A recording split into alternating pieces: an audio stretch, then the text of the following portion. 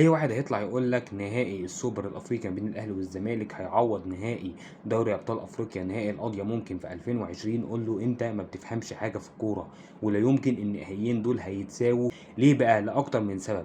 اولا يا جماعه، نهائي دوري ابطال افريقيا 2020 ده نهائي صعب جدا جدا جدا انه يتكرر تاني، بل يكاد يكون كمان مستحيل انه يتكرر تاني ان الفرقتين يتقابلوا في النهائي. ممكن يتقابلوا بعد كده في دور المجموعات، ممكن يتقابلوا في دور الثمانيه، ممكن يتقابلوا في السيمي فاينال، ده وارد يحصل. لكن ان هما يتكرر ان هما يتقابلوا في النهائي ده صعب جدا. هتقولي طب ما السوبر الافريقي برضو صعب ان هما يتقابلوا فيه، وبقالهم 30 سنه ما تقابلوش في نهائي السوبر الافريقي لما الزمالك كسب الاهلي في سوبر 94. هقول لك لا، وارد جدا يتقابلوا تاني في السوبر الافريقي. وارد جدا السنه الجايه الزمالك ياخد الكونفدراليه والاهلي ان شاء الله ياخد دوري الابطال ويتقابلوا تاني في السوبر الافريقي. فاحتماليه مقابلتهم في السوبر الافريقي هي احتماليه وارده، ده غير طبعا القيمه الفنيه للبطولتين. بطولة دوري أبطال أفريقيا بطولة متعبة، بطولة شاقة. الوصول لنهائي دوري أبطال أفريقيا بياخد مجهود 6 شهور أو 7 شهور على مدار العام كله، عكس خالص بطولة السوبر الأفريقي اللي هي بطولة من مباراة واحدة، بطولة زي مكافأة للي خد دوري أبطال أفريقيا واللي خدوا الكونفدرالية الأفريقية إن هو يحقق لقب قاري. ولكن في القيمة الفنية للمباراة هو أكيد أقل بكتير جدا، وما ينفعش يتقارن بدوري أبطال أفريقيا والنهائي اللي أنا خدته على حسابك في دوري أبطال أفريقيا. ده غير طبعا النهائي اللي أنا خدته منك في 2020 عمل جاب كبير جدا ما بين الاهلي والزمالك، وعمل فجوه زمنيه ما بين الاهلي والزمالك هقول لك عليها دلوقتي.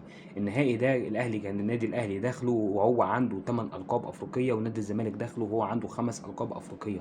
لو نادي الزمالك كان كسب النهائي ده كان الزمالك هيبقى خد اللقب السادس، وهيبقى فارق ما بينه وبين النادي الاهلي لقبين فقط، وقرب جدا من النادي الاهلي في سباق الانديه الافريقيه.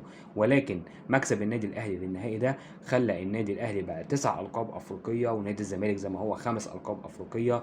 بالتالي انت فرقت على نادي الزمالك ب4 القاب افريقيه. ده غير طبعا ان النادي الاهلي بعد النهائي ده اكتسب ثقه كبيره جدا، اكتسح القاره من بعدها وخد العشرة وال11 وكمان ال12، وان شاء الله السنه دي هياخد ال13. فبالتالي النهائي ده فتح فتحه كبيره قدام النادي الاهلي انه يبعد كتير جدا جدا على نادي الزمالك، وان هو يفرق كتير على نادي الزمالك، وعمل جاب كبير جدا ما بين الفرقتين صعب نادي الزمالك يعوضه دلوقتي، وصعب مباراه زي السوبر الافريقي تقلل الجاب ده. فالخلاصه مفيش نهائي هيعوض القضيه ممكن غير ان انت تكسبني في نهائي دوري ابطال افريقيا. غير كده بلح، غير كده كلام من وحي خيالك بتحاول تصبر بيه نفسك، غير كده كلام من جمهورك علشان يرضي غروره ويحاول ان هو يقلل الفجوه مع النادي الاهلي، ويحاول يبين لنفسه او يظهر لنفسه ان هو عوض نهائي القضيه ممكن اللي لا يمكن يحصل غير زي ما قلت لك بان انت تكسبني في نهائي دوري ابطال افريقيا. السلام عليكم.